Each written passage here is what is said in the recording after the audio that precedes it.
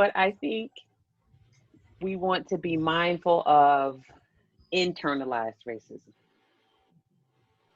And I try to be compassionate about internalized racism because, in a way, that is, how do I say it? That person is in pain, right? It's not our natural tendency to denigrate or belittle ourselves. That's not our natural tendency. I don't think so. And so part of the healing process, I think, is for me to have compassion. It's not always easy, but for me to have compassion with that loved one. Part of how I practice that compassion is to set clear boundaries.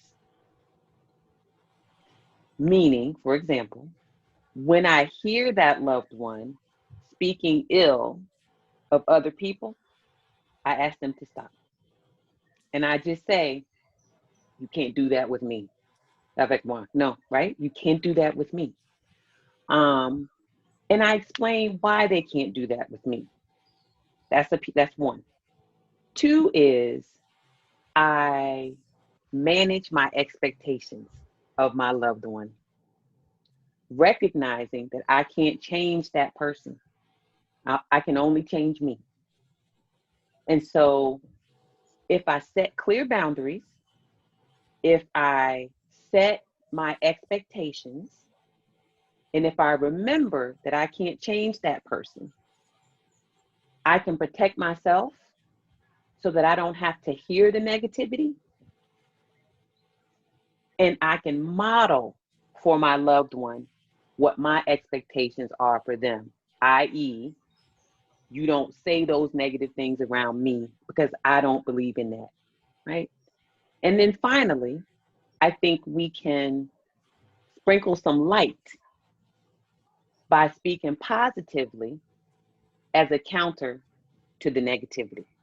So, for example, when I hear, as a dark-skinned woman, when I hear people say things like, oh, you're pretty for a dark-skinned girl or a dark-skinned woman, I said, well, if I'm pretty, I'm just pretty.